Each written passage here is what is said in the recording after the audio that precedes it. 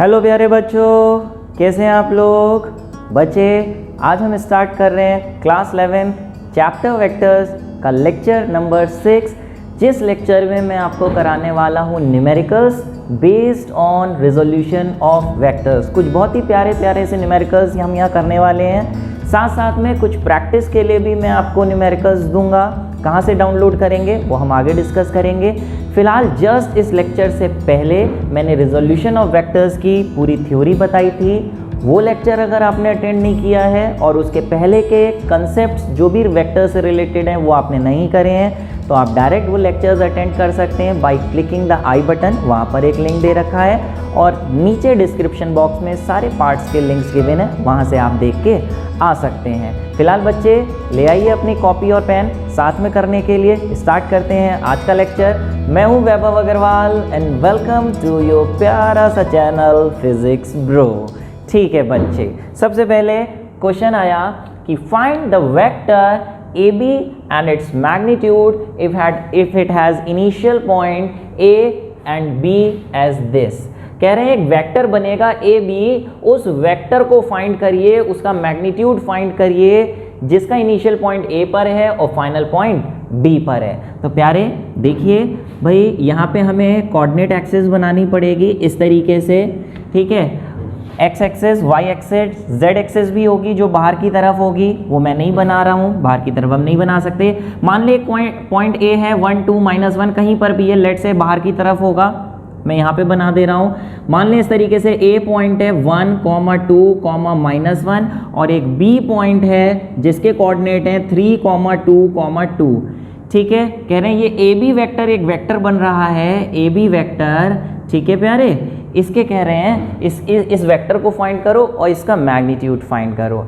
कैसे फाइंड करेंगे बच्चे? आप ये देखिए, ये अगर ओरिजिन है तो क्या आप OA वेक्टर बता सकते हो? OA वेक्टर कितना होगा?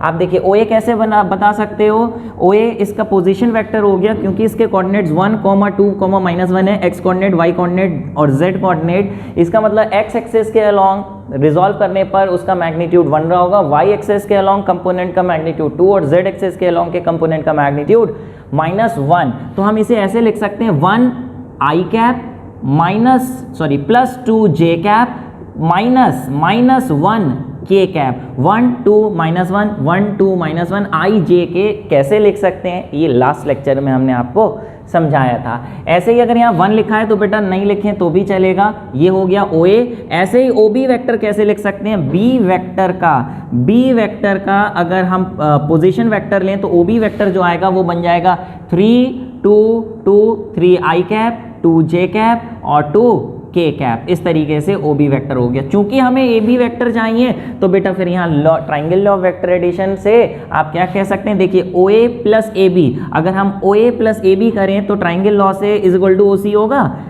ये taken in same order, the resultant will be given by third side taken in opposite order। तो हम लिख सकते हैं OA vector plus AB vector. ध्यान से समझना, OA vector plus AB vector = OB vector. This plus this vector = this vector from triangle law of vector addition. तो यहाँ से अगर AB देखा जाए तो AB कितना हो गया? AB हो गया आपका OB vector minus OA vector. Simply लीजिए OB के ये फॉर्मूला डाल दीजिए, i cap +2j cap -k cap minus OA की जगह लिख दीजिए, सॉरी गलत लिख दिया, OB की जगह आपको लिखना था 3 2 और 2, 3 i cap 2j cap +2k cap और OA की जगह लिखना है आपको i cap +2j cap -k cap. ठीक है, 3 i कैप -i कैप हो जाएगा 2 i cap, 2j cap -2j cap cut जाएगा, 0 खत्म कर दें इस तरीके से, 0 j कैप और 2k कैप +k कैप हो जाएगा 3k कैप। ठीक है, माइनस माइनस प्लस, तो हम इसे ऐसे भी लिख सकते हैं 2i कैप +3k कैप। ये लीजिए सिंपली ये वेक्टर आ गया आपका AB जो आपको निकालने को कहा गया था, और कह रहे हैं इसका मैग्नीट्यूड निकालिए। तो ये लीजिए मैग्नीट्यूड अगर इसका निकालना है तो लास्ट लेक्चर में हमने बताया था i j k अगर इस तरीके से दे रखा है तो मैग्नीट्यूड निकालने के लिए सिंपली जो भी इसके कोफिशिएंट हैं i j k के उनका स्क्वायर करके ऐड कर देना है। तो ये आपका हो गया 2 + 9 = √13। ठीक है प्यारे, समझ पा रहे हैं कि नहीं समझ पा रहे हैं? तो ये सिंपल सा मैग्नीट्यूड वेक्टर ए बी भी निकाल लिया और उसका मैग्नीट्यूड भी निकाल लिया। बात आई बच्चे अगले क्वेश्चन की, पॉज करिए इसको, अपने आप करिए, फिर हम बढ़ते हैं अगले क्वेश्चन पे।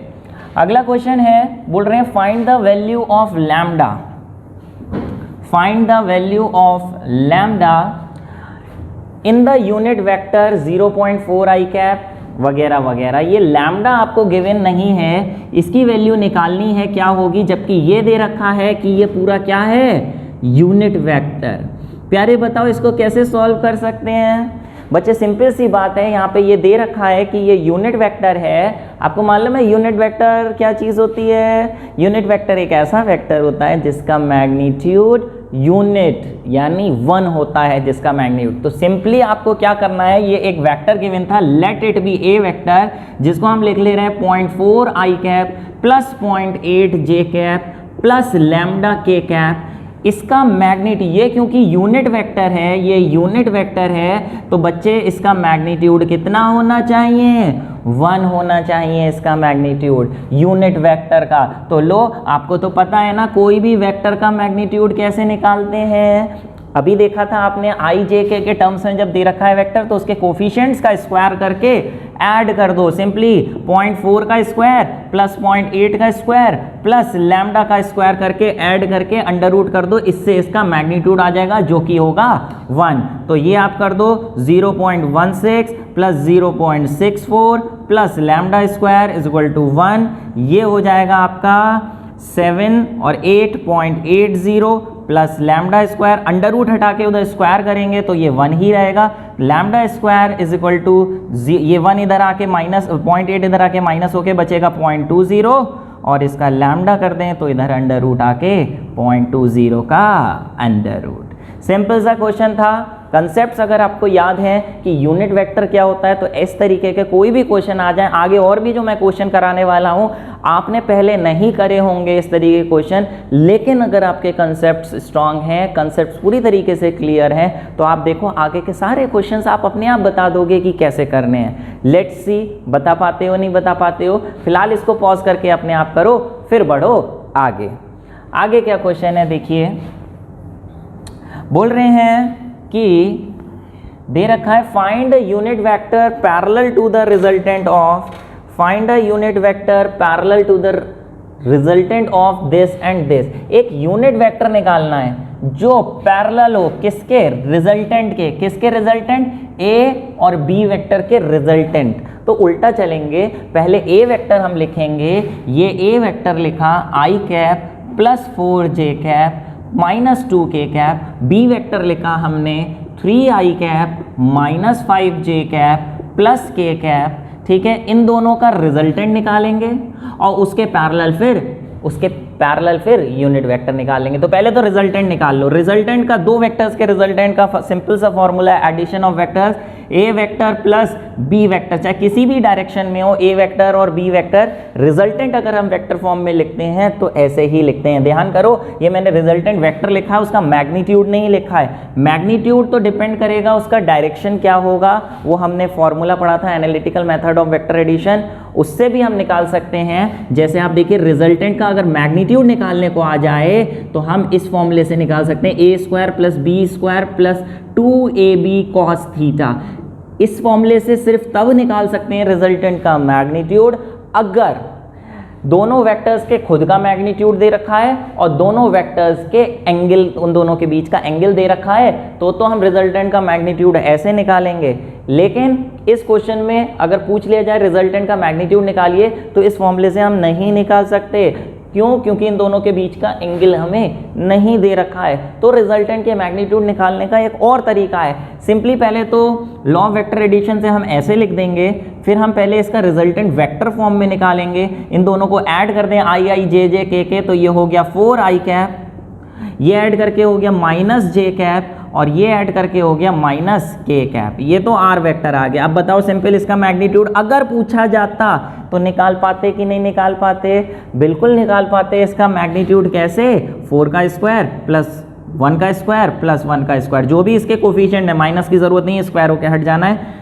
तो स्क्वायर करके ऐड करके अंडर रूट कर देते, 16 17 18 अंडर रूट 18 इसका मैग्नीट्यूड आ जाता। अगर इन दोनों के बीच का एंगल नहीं दे रखा है तो हम ऐसे भी निकाल सकते हैं, एंगल दे रखा है तो हम वैसे निकालेंगे। ठीक है प्यारे, चलिए अच्छा अब बात आई, पूछा था रिजल्टेंट तो हमने निकाल लिया, कह रहे हैं रिजल्टेंट के पैरेलल एक यूनिट वेक्टर निकालना है। मान लें बच्चे ए वेक्टर ऐसे रहा होगा, मान लें बी वेक्टर ऐसे रहा होगा, तो इन दोनों का रिजल्टेंट ऐसे आया होगा जो हमने निकाल लिया, resultant vector is equal to A vector plus B vector. कह रहे हैं एक यूनिट वेक्टर निकालो जो इसके पैरेलल हो। इसके पैरेलल यूनिट वेक्टर निकालने का मतलब है, यूनिट वेक्टर क्या बताता है, डायरेक्शन बताता है, जिसका मैग्नीट्यूड हमेशा 1 होता है। किसी भी एक यूनिट वेक्टर की बात कर रहे हैं जो इस वेक्टर के पैरेलल हो, इसका मतलब उनका कहने का यही है कि भैया इसी का यूनिट वेक्टर निकालो। अगर r का यूनिट वेक्टर निकालोगे तो वो r वेक्टर के पैरेलल होगा कि नहीं होगा, और वही तो हमें निकालना था, एक ऐसा यूनिट वेक्टर जो r वेक्टर के पैरेलल हो। फिर से सुन लो, r वेक्टर जो आया है अगर उसका यूनिट वेक्टर निकाल लो तो उसका यूनिट वेक्टर क्या बताएगा, उसका यूनिट वेक्टर r वेक्टर का डायरेक्शन बताएगा, डायरेक्शन बताएगा यानी उस r वेक्टर के डायरेक्शन में होगा, और हमें वही यूनिट वेक्टर निकालना था जो r वेक्टर के पैरेलल में हो। तो सिंपली r वेक्टर का यूनिट वेक्टर आप निकाल लीजिए। यूनिट वेक्टर निकालने का क्या फॉर्मूला होता है, vector upon its magnitude. Simply vector upon its magnitude कर दो। वेक्टर आपके पास आ चुका है ये 4i कैप माइनस जे कैप माइनस के कैप, और अगर इसके मैग्नीट्यूड की बात करें, ये लो मैंने पहले ही निकाल लिया था √18, तो ये तीनों से √18 डिवाइड करके आप लिख सकते हैं 4/√18 i cap minus 1/√18 J cap और माइनस 1/√18 के कैप। ये हमारा यूनिट वेक्टर आ गया जो r वेक्टर के पैरेलल होगा, r वेक्टर के पैरेलल यानी r वेक्टर का डायरेक्शन बताएगा। ठीक है प्यारे, यूनिट वेक्टर का हमेशा मैग्नीट्यूड 1 होता है। अगर आप चेक करना चाहो, ज़रूरत नहीं है, फिर भी चेक करना चाहो तो इसका मैग्नीट्यूड निकाल के देख लो जरा क्या आएगा। r कैप का मैग्नीट्यूड निकालने के लिए जो भी i j के कोएफिशिएंट्स हैं उनका स्क्वायर करके अंडर रूट करोगे तो 4/√18 का स्क्वायर प्लस 1/√18 का स्क्वायर प्लस 1/√18 का स्क्वायर। ज़रा करके देखना कि 1 आ रहा है नहीं आ रहा है। अगर 1 आ रहा है यानी ये यूनिट वेक्टर का 1 आना चाहिए, और 1 आ रहा है यानी आपने बिल्कुल सही निकाला है। समझ पा रहे हैं कि नहीं समझ पा रहे हैं बेटा? सिंपल से क्वेश्चन है, जल्दी जल्दी करिए। इसके बाद प्रैक्टिस के लिए मैं आपको और क्वेश्चंस दूंगा जो आप असाइनमेंट में से डाउनलोड करेंगे। और असाइनमेंट कहाँ से डाउनलोड करेंगे, नीचे डिस्क्रिप्शन बॉक्स में उस ऐप का लिंक गिवन है सबसे ऊपर, क्लिक करके फ्री में रजिस्टर करके आप असाइनमेंट डाउनलोड कर सकते हैं। और कोई प्रॉब्लम आ रही है तो मुझे बता सकते हैं। फिलहाल चलिए ये नोट कर लीजिए, अपने आप करिए, फिर नहीं आए तो देखिएगा, फिर जब तक हम बढ़ते हैं आगे। देखिए प्यारे, बहुत बेहतरीन क्वेश्चन, देखिए कितना चीज़ें इसमें पूछी गई हैं। पढ़ने में लग रहा होगा टिपिकल, लेकिन धैर्यता से पेशेंस से पढ़िए तो देखिए क्या पूछा है और कैसे करना है। बच्चे बोल रहे हैं if A vector is equal to 3i cap plus 4j cap, ठीक है, and B vector is equal to 7i cap plus 24j cap, ठीक है। जो बोल रहे हैं वो लिखते जा रहे हैं। Find the vector having the same magnitude as of B. एक हमें वेक्टर निकालना है, let it be C vector मान लें निकालना है, जिसका मैग्नीट्यूड b के बराबर हो और पैरेलल टू a हो। अभी आप समझो, कोई भी एक जो वेक्टर आपको निकालना है उसमें दो चीज़ें होती हैं, एक उसका मैग्नीट्यूड और एक उसका डायरेक्शन।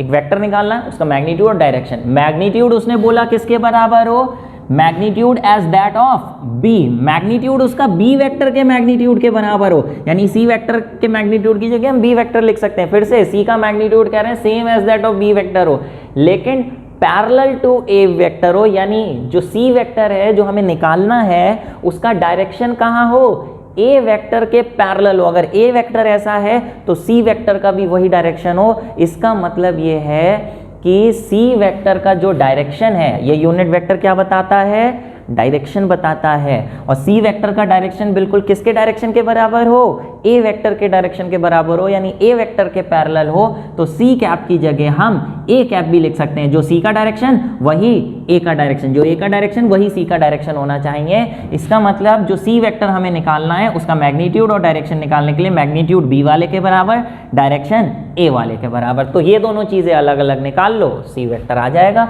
लो बी वेक्टर का मैग्नीट्यूड कैसे निकालें, कैसे निकालें, सिंपली इसका स्क्वायर करिए और एडिशन कर दीजिए। ठीक है प्यारे, ये आपका आ जाएगा 24, 49 प्लस 4 कितना आएगा, 24 इंटू 24, ये आपका हो जाएगा 16 का 1 9 और ये 4 2 जा 8, 2 2 जा 4, 6 7 5 576 प्लस 49, ये आपका हो गया 625 इज इक्वल टू 25। ये तो आपका हो गया 25। और ए कैप कैसे निकालें, ये लीजिए ए कैप ऐसे निकाल दे रहा हूँ। किसी भी यूनिट वेक्टर का फॉर्मूला क्या होता है, क्या होता है, vector upon its magnitude. Vector तो ये लिखा ही है 3i cap plus 4j cap, और अगर हम इसके मैग्नीट्यूड की बात करें तो मैग्नीट्यूड कैसे निकालेंगे, i और j के कोफिशिएंट से। 3 का स्क्वायर प्लस 4 का स्क्वायर, ये नीचे हो जाएगा 3i cap plus 4j cap upon 25 का अंडर रूट 5 हो जाएगा, जिसे हम ऐसे भी लिख सकते हैं 3i cap upon 5 plus 4 upon 5 j cap, ये a कैप आ गया। ये दोनों वैल्यू यहाँ डाल दीजिए। b वेक्टर आपका आया था 25 उसका मैग्नीट्यूड, और a कैप आया है 3i cap upon 5 plus 4j cap upon 5। 25 को जब अंदर मल्टीप्लाई करेंगे 5 बाहर आके कट जाएगा, ऊपर 5 बचेगा, तो 5 3 जा 15i कैप प्लस 5 4 जा 20j कैप। ठीक है प्यारे, समझ पा रहे हैं कि नहीं समझ पा रहे हैं, ये आपका सिंपल आंसर आ गया। और अगर इस क्वेश्चन में ये भी पूछ लिया जाता सी वेक्टर का मैग्नीट्यूड बताओ, तो जल्दी से मुझे कमेंट बॉक्स में टाइप करके बताओ कि सी वेक्टर का मैग्नीट्यूड कितना होगा। देखें कितना दिमाग लगा के समझ रहे हो आप। फिलहाल ये करिए पॉज करके, और जो पूछा है वो कमेंट बॉक्स में लिखिए। हम बढ़ते हैं आगे। आगे क्या क्वेश्चन है देखिए। अच्छा बच्चे ये बताओ, ये क्वेश्चन इजी है कि नहीं है, कंसेप्ट क्लियर है तो बहुत आसानी से कर पाओगे। समझ में आ रहा है तो मुझे बताओ, नहीं समझ में आ रहा है तो बताओ कमेंट बॉक्स में टाइप करके। फिलहाल कह रहे हैं कि one of the rectangular components of the velocity, rectangular components का क्वेश्चन आ गया प्यारे। रेक्टेंगुलर कंपोनेंट्स एक बार शॉर्ट में बता दूं क्या होता था। जैसे कोई एक वेलोसिटी v वेक्टर है, इसे अगर हम रिजॉल्व करें इधर और इधर, अगर ये एंगल थीटा है तो इसका मैग्नीट्यूड अगर इधर v है तो इधर कितना हो जाएगा v cos थीटा, और इधर कितना हो जाएगा v sin थीटा। क्योंकि ये x एक्सिस के अलॉन्ग है तो इसे vx से डिनोट कर देंगे, इसे vy से डिनोट कर देंगे। vx v और vy में एक रिलेशन होता है कि क्योंकि v जो है इन दोनों का रिजल्टेंट है जो 90 डिग्री पे है, और 90 डिग्री के रिजल्टेंट का formula v is equal to under root vx square plus vy square. ठीक है प्यारे, और तो और अगर टेन थीटा निकालें तो टेन थीटा यहाँ से देखिए एक ट्राइंगल बनाएंगे। टेन थीटा होता है perpendicular upon base, perpendicular side इसके बराबर होगी vy के बराबर और बेस होगा vx के बराबर। तो ये इस तरीके से भी ऐसे लिख सकते हैं। यही फॉर्मूले रेक्टेंगुलर कंपोनेंट्स में यूज होते हैं। कह रहे हैं one of the rectangular component of velocity of 80 kilometre per hour, velocity दे रखी है v is equal to 80 kilometre per hour, उसका एक कंपोनेंट 40 किलोमीटर पर आवर है। अब कौन सा कंपोनेंट है, एक्स एक्सिस के अलोंग वाला कंपोनेंट या वाई एक्सिस के अलोंग वाला कंपोनेंट, वो उसने नहीं दिया। कोई बात नहीं, नहीं दिया तो आप अपने मन से मान लो कि एक्स कंपोनेंट उसका 40 किलोमीटर पर आवर है। तो कह रहे हैं दूसरा कंपोनेंट बताओ, फाइंड द अदर कंपोनेंट। बहुत ही सिंपल, चाहे इसे 40 मान लो चाहे इसे 40 मान लो, दूसरा निकालना है। सिंपल, ये फॉर्मूला लगा दो। दो कंपोनेंट्स के रिजल्टेंट का formula v is equal to under root vx square plus vy square, ये दे रखा है आपको 80 का स्क्वायर प्लस 40 का स्क्वायर प्लस vy का स्क्वायर। ये लीजिए, इससे vy का स्क्वायर निकाल लीजिए।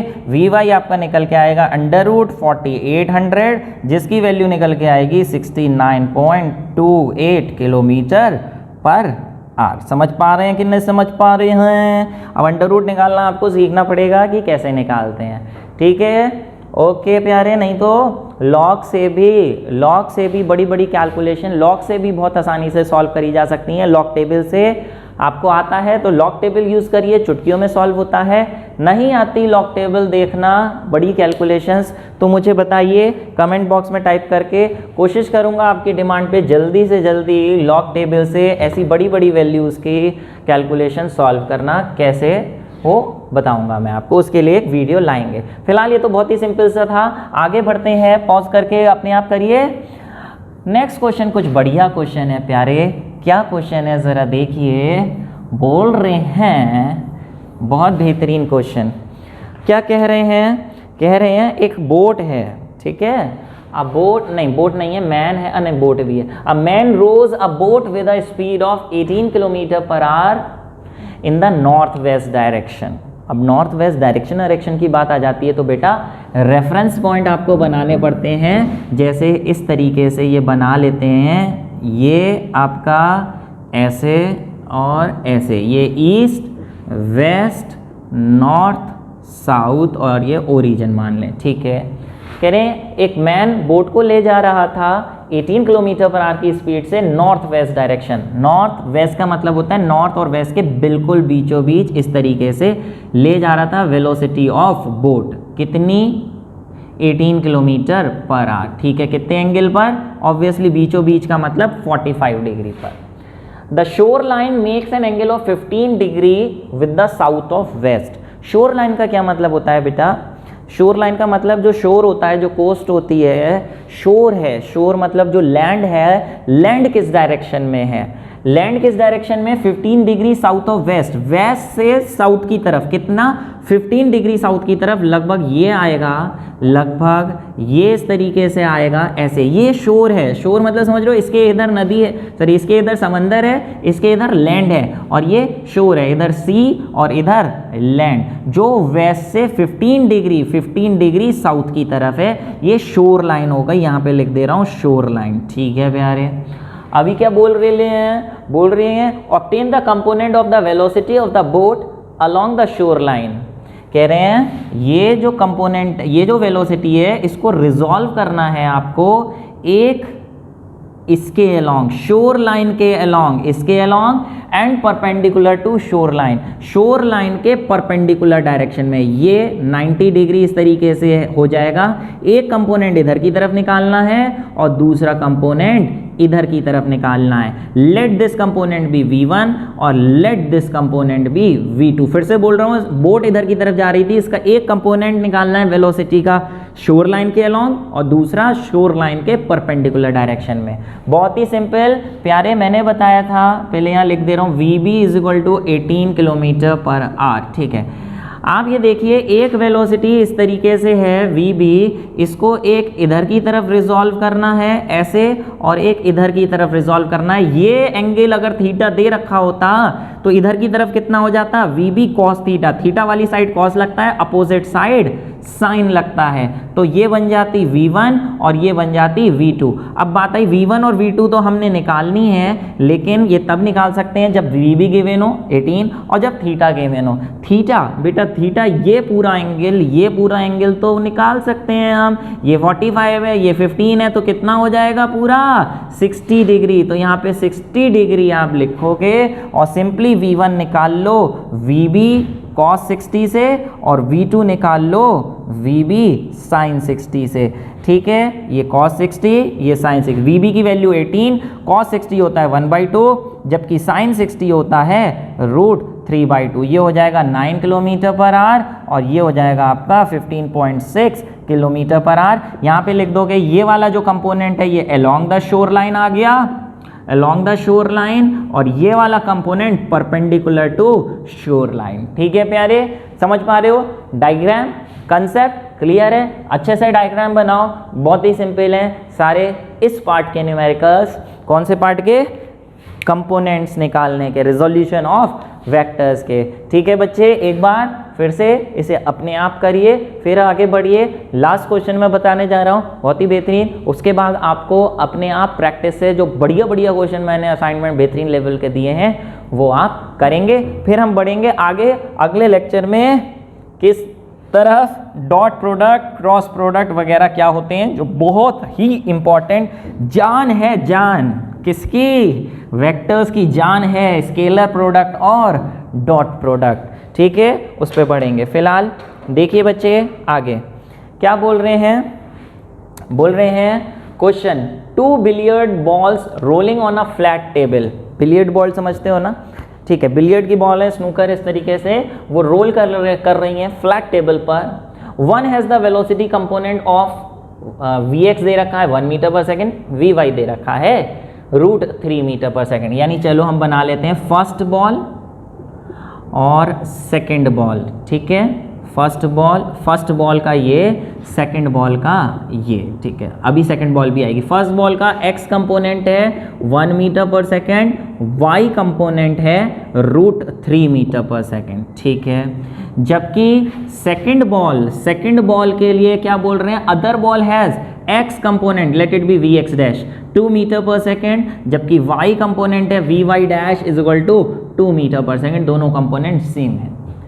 If both the ball start moving from the same point से स्टार्ट हो रही हैं दोनों बॉल्स, तो कह रहे हैं what is the angle between their paths. दो बॉल ऐसे जा रही हैं, एक रोल करती हुई इधर जा रही है, एक रोल करती हुई इधर जा रही है, उन दोनों के बीच का एंगल पूछ रहे हैं। सुनने में बड़ा अजीब सा क्वेश्चन लग रहा है, दोनों बॉल्स के बीच का एंगल कैसे निकालें अगर x कंपोनेंट y कंपोनेंट दोनों का अलग अलग दे रखा है। सर ऐसा तो कोई क्वेश्चन आपने ने बताया जिसमें x कंपोनेंट y कंपोनेंट से हम निकालते हैं एंगल दो अलग अलग बॉल्स के बीच का।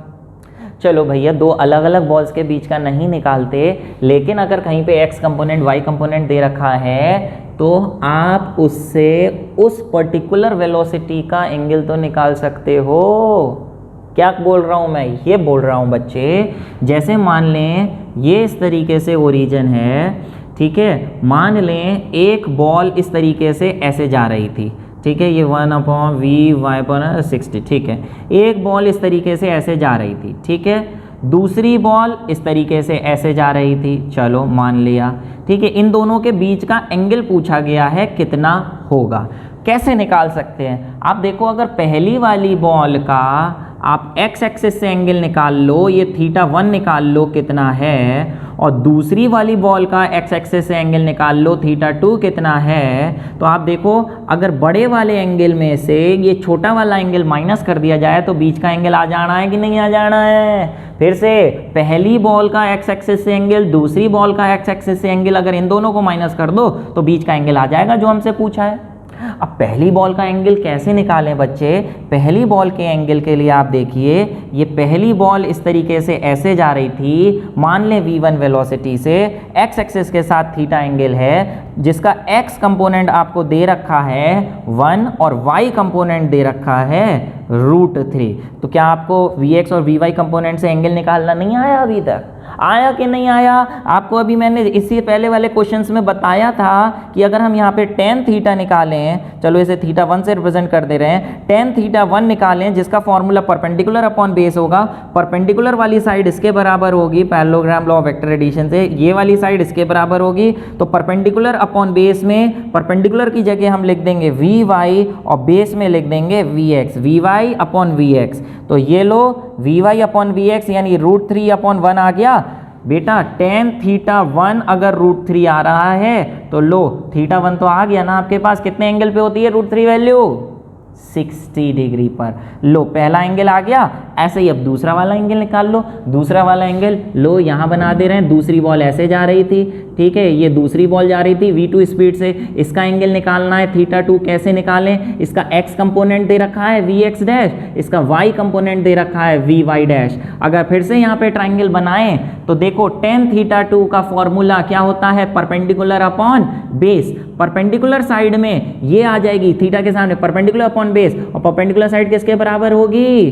परपेंडिकुलर साइड होगी इस vy डैश के बराबर, और base vx dash, vy dash upon vx dash, जो कि आ गया 2/2 करके आ जाएगा 1। तो बेटा tan θ2 अगर 1 आ रहा है, कितने एंगल पे 1 होती है वैल्यू? 2, θ2 कितने पे? 45 पे। तो ये लो, पहला एंगल बड़ा वाला आ गया 60, ठीक है, ये 60, दूसरा एंगल आ गया 45। तो बेटा यहाँ पे बना रहा हूँ मैं, ये लीजिए बड़ा वाला एंगल आ गया 60 डिग्री, फर्स्ट वाली बॉल का एंगल 60 डिग्री, सेकंड वाली बॉल का एंगल 45 डिग्री। तो लो, ये बीच का कितना हो जाएगा, 60 में से 45 हटा दो, 15 डिग्री। ये आपका आंसर हो गया। तो देखा आपने सॉल्यूशन कितना आसान था। क्वेश्चन लंबे हो सकते हैं, बट फिजिक्स की यही ब्यूटी है कि आंसर बहुत ही चुटकियों में निकल के आता है अगर आपको कंसेप्ट सही से मालूम है। ठीक है प्यारे, तो जल्दी से इसे पॉज करिए, प्रैक्टिस करने के लिए तैयार हो जाइए। इसको पॉज करिए और इसके आगे की कहानी आपको प्रैक्टिस करनी है प्यारे, असाइनमेंट में से, जो कि आप डाउनलोड करेंगे। कहाँ से डाउनलोड करेंगे आप? असाइनमेंट हमारी ऐप से, जिसका लिंक नीचे गिवन है प्यारे।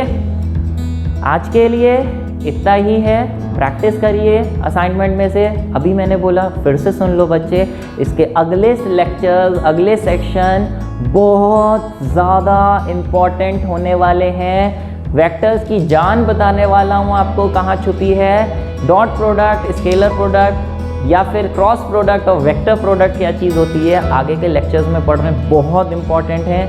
तो इंतज़ार करिए अगले लेक्चर्स आने का, जल्दी डिस्क्रिप्शन बॉक्स में आपको उसके लिंक मिलेंगे।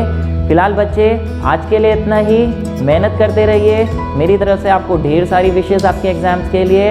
All the very best and मिलते हैं अगले लेक्चर में।